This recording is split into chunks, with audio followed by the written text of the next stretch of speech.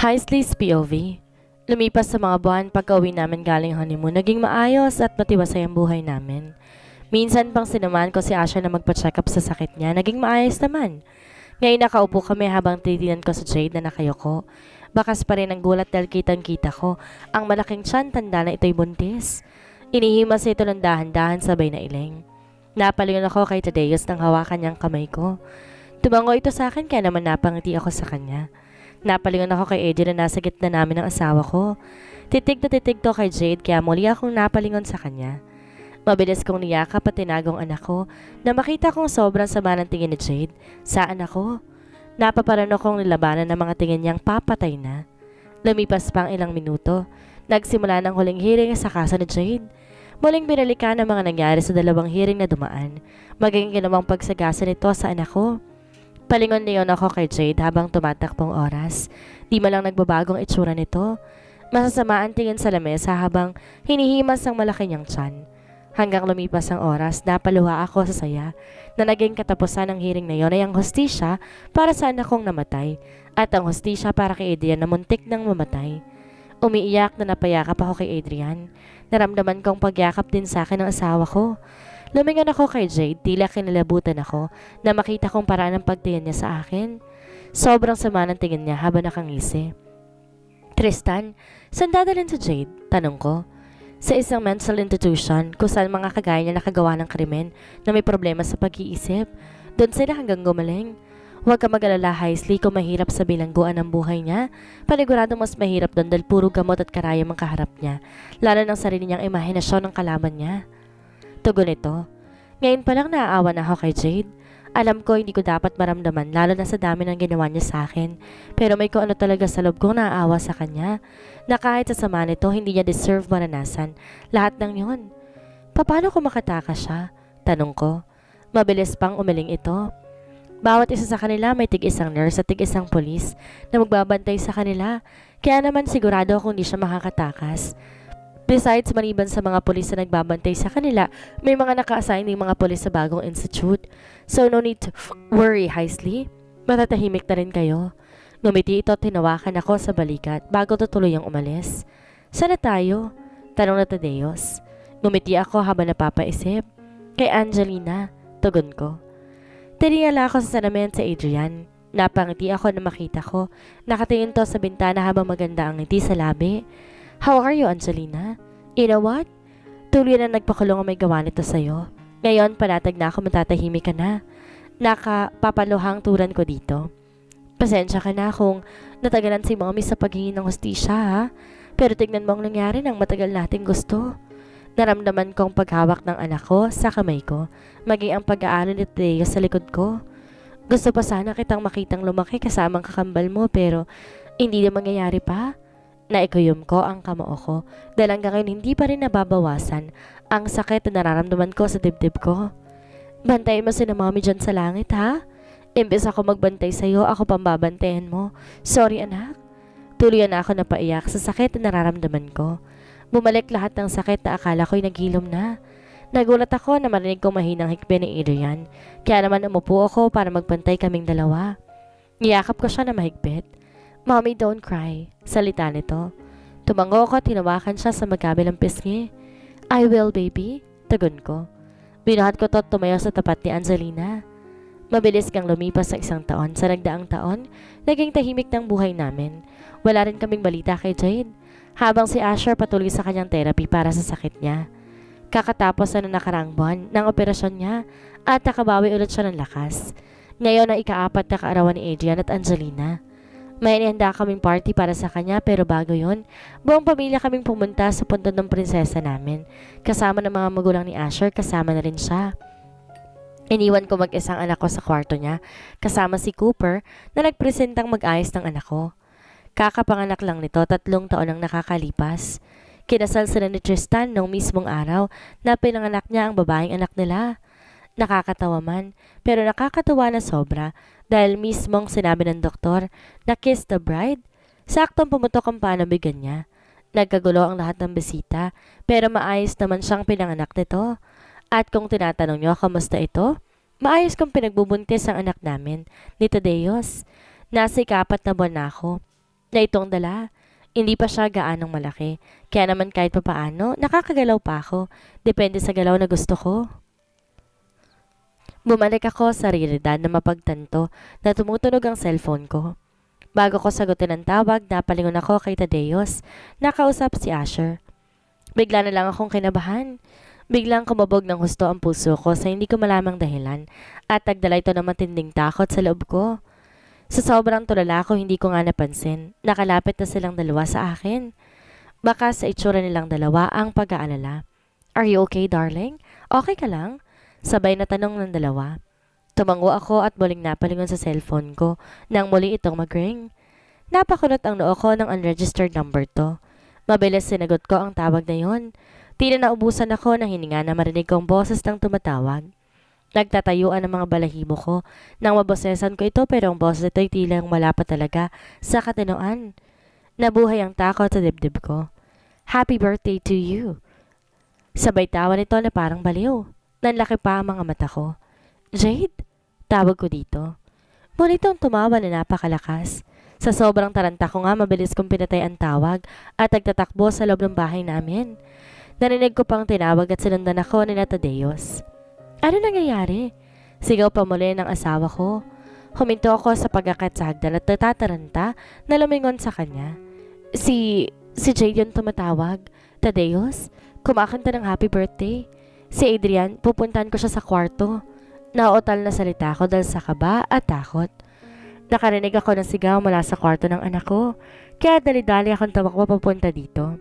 Cooper! Tawag ko dito na mapansing nakaupo ito sa lapag at umiiyak. Mabilis ko siyang nalapitan.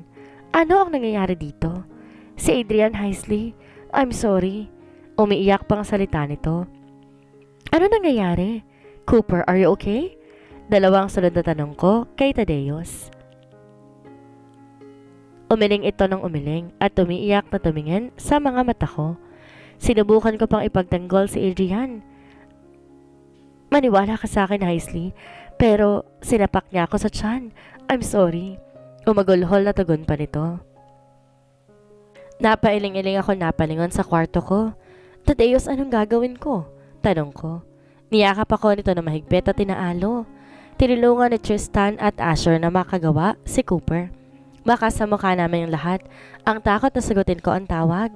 Ang takot ko mararamdaman unti-unting napalitan ng galit nang marinig kong tawang baliw ni Jade. San mo dinala ang anak ko? Walang hiya ka talaga, Jade. Sigaw ko. Sabi ko naman sa'yo, hindi pa tayo tapos, diba? Biglang seryosong tanong nito.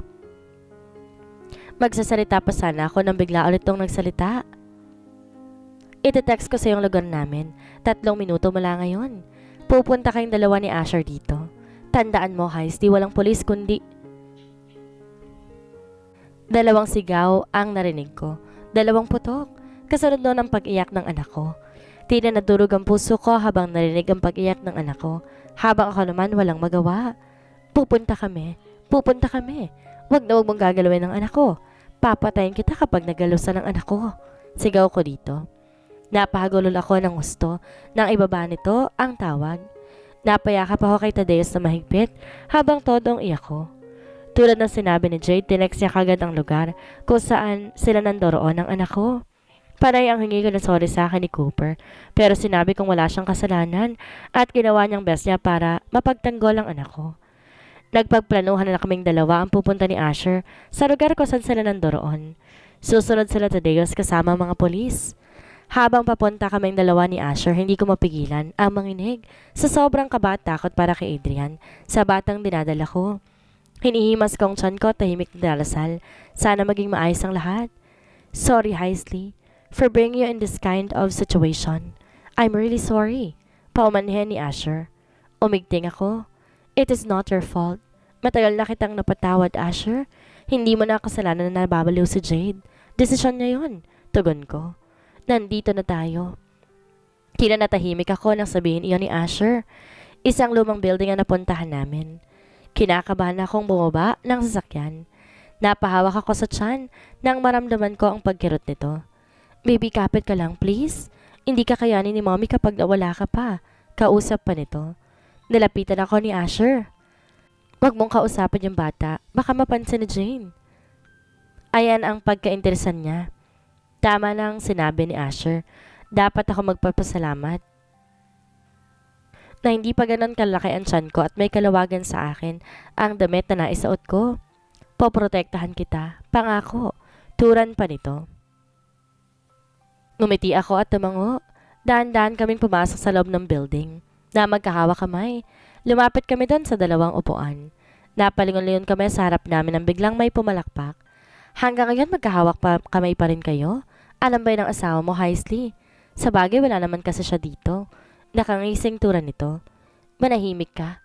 Nasaan ang anak ko, Jade? Sigaw ni Asher. Nasa harap ko siya, tinatago sa likod niya. Bitawan niyo ako. Sigaw ko na may biglang humablot sa akin mula kay Asher. Dahil nakatalikod to sa akin, mabilis niya ako nabitawan. Bitawan niyo siya. Akmang hawakan ako ni Asher na biglang nagpaputok si Jade. Napatili ako at napaupo. Ganon din si Asher. Hinila akong patayo ng lalaking humila sa akin at inupo sa isang upuan. Anong gagawin mo? Kinakabahang tanong ko. Nang maramdamang itinatali ako nito. Pakawalan mo ako. Sigaw ko. Huwag kang maingay. Pag nagising siya, papatayin ko kayong lahat. Biglang sigaw ni Jade. Tila kinilabutan ako sa uri ng pananalita niya. Naglakad to sa isang lamesa at tila parang may hinahaplos dito. Pero wala naman akong makita. Lalo ko natakot. Nasaan ang anak ko? Sigaw ni Asher at napalingon ako dito. Nakatayo pa rin to at masamang nakatingin kay Jade. Naiiyak ako sa sobrang takot ko. Natatakot ako para sa amin, lalo lahat kay Adrian. May isina niya si Jade sa lalaking nasa likod ko. Umalis to at may pinuntahan. Maya-maya pa'y bumalik siyang kasamang anak ko. May takip ang bibig. Nagpupumiglas to sa lalaki pero wala siya magawa. Wala itong ibang magawa kundi ang umiyak. Pakiramdam ko wala akong kwentang ina. Anong gagawin mo sa anak ko? Bitawan mo ang anak ko, huwag mo siyang sasaktan. Sigaw ko. Nagpumiglas lalo ang anak ko at nagpumilit na pumunta sa akin. Wala akong magawa kundi umiling lang. Natatakot para sa anak ko. Kitang-kita ko kung paano tumulo ang luha sa mata ng anak ko. Adrian, huwag kang mag-alala, okay? Walang mangyayaring masama. Sigaw ko. Nakita ko ang pagtango nito. Nakita ko sa gilid ng mata ko ang dahan-dahang paglalakad ni Asher papalapit kay Jade. Nagising ako sa sobrang kaba at takot para sa kaligtasan niya. Hindi pa siya ganun kagaling. Huwag kang lalapit. Sabay tutok nito ng almas kay Asher na agad namang tumigil sa paglalakad. Napalingon ako sa gilid ng building nang para may napansin akong kakaiba doon. Nakita kong polis na nagkakalat sa paligid. Naging si Tadeos na noroon din. Nakatingin siya sa mga mata ko at pinapakalma ko nito. Anak ng... Sinabi nang huwag kayong magsasama ng mga polis eh. Biglang sigaw ni Jade. Mabilis niyang itinutok sa anak ko ang armas niya. No, Jade, please. Huwag ang anak ko. Please, huwag si Adrian. Sigaw ko dito. Tumangot-tango naman sa Jade na parang naiintindihan ako. Subukan niyong lumapit sa amin. Sabay tutok nito sa mga polis ng armas. Ilang segundo pa muli nitong tinutok sa anak ko ang armas. Nanlaki ang bata ko nang biglang tinutok sa akin ni Jade ang armas niya. Tinutok niya diretso sa tiyan ko. Kala mo hindi ko alam na buntis ka? Nawala na isang anak mo pero malaki pa rin ang loob mo na magkaanak? Hindi ka malang nahiya? Sigaw nito at umiling ako. Nakatakas kasi sa kulang ng upuan ng kamay ko. Paawa ka sa anak ko, Jade. Wala siyang kinalaman sa anumang gulo natin. Umiiyak pang tugon ko. Gumisi ito na parang natatakot. Napatitig ako sa armas ito nang bigla niya tong pindutin. Agad ako napapikit na marinig ko ang tunog. Tanda na nakalbit niya. Ito. Pero wala ako maramdamang sakit sa katawan ko. Kaya mabilis akong nagmulat ng mga mata. Nanlaki lalo ang mata ko na makita ito kasabay ng pagtulo ng mga luha niya. Sabi ko naman sa'yo, hirap na salita pa nito. Poprotektahan kita at tuluyan na siyang bumagsak. Nanlalaki lalo ang mata ko sa sobrang gulat. Napahagulol naman ako at maring pinikit ang mata ko. Asher, please wag kang bibitaw. Please, Asher? Sigaw ko rito. Nagmulat siya ng mata at pilit na tumayo. Sorry baby. Hindi ko sinasadyang tamaan ka, sorry. Umiiyak na tugon pa ni Jade. Tili nagtatangay sa mga mata kong nakatingin sa kanya. Walang hiya ka? Walang hiya ka? Panay ang sigaw ko. Tumahimik ka. Sigaw nito at napahawak siya sa magkabilang tenga niya. Muling nagulat ako. Nandali-dali niyang kinasang armas na hawak niya tinutok sa akin. Muling ipinutok. Kitang-kita ko kung paano muling sinangga at sinalo ni Asher ang tatlong magkakasunod na putok nito. Wala ko nagawa kundi ang kusang tumulong luha ko sa sobrang walang magawa. Napasundal sa akin si Asher. Gusto ko siyang yakapan at alalay na para bang hindi siya mahulog pero hindi ako nakatali. Wala ko magawa. Bumagsak siya sa lupa at tuluyang nawalan ng malay. Napahiyaw ako sa tindi ng nararamdaman ko. Gusto ko magwala at himatayin dahil sa nasaksihan kong pagkawala ng hininga ng dating asawa ko.